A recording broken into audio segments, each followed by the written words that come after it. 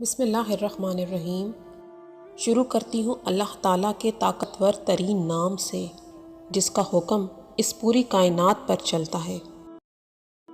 میری پیاری بہنوں اور بھائیوں، آج کی ویڈیو ایک ایسے شخص کے بارے میں ہے جس کے جنازے نے بڑے بڑے عالموں اور بڑی بڑی شخصیات کے ریکارڈ توڑ ڈالے۔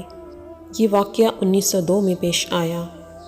لکھنؤ بازار میں ایک غریب درزی کی دکان تھی جو ہر جنازے کے احترام اور اس میں شرکت کے لیے دکان بند کر دیا کرتا تھا۔ لوگ اسے کہا کرتے تھے کہ اس طرح روز روز دکان بند کرنے سے تمہارے کاروبار کو نقصان ہوگا۔ وہ ان سے کہتا تھا کہ میں نے سنا ہے جو کسی مسلمان کے جنازے پر جاتا ہے کل اس کے جنازے پر لوگوں کا ہجوم ہوگا۔ میں غریب ہوں، نہ زیادہ لوگ مجھے جانتے ہیں، تو میرے جنازے پر کون آئے گا؟ اس لیے ایک تو مسلمان کا حق سمجھ کر پڑھتا ہوں اور دوسرا یہ کہ شاید اس سے ہی اللہ پاک راضی ہو جائیں اور میرے جنازے میں بھی شاید کچھ لوگ آ جائیں۔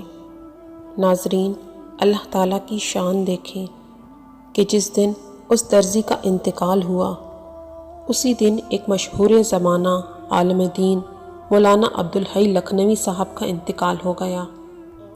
ان عالم صاحب کے جنازے کی اطلاع ریڈیو اور اخبارات میں دی گئی۔ جنازے میں لاکھوں کا مجمع تھا، لیکن اس کے باوجود کچھ لوگ ان کا جنازہ پڑھنے سے محروم رہ گئے۔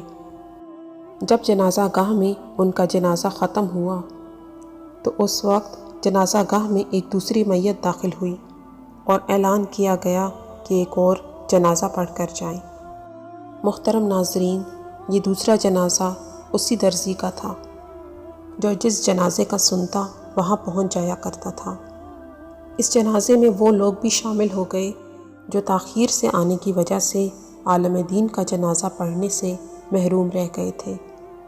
اس طرح درزی کا جنازہ عالم دین سے بھی بڑھ کر نکلا اور اللہ تعالیٰ نے اس درزی کو اس کے عمل کا انعام دے دیا اور اس درزی کی بات پوری کر کے اس کی لاج رکھی۔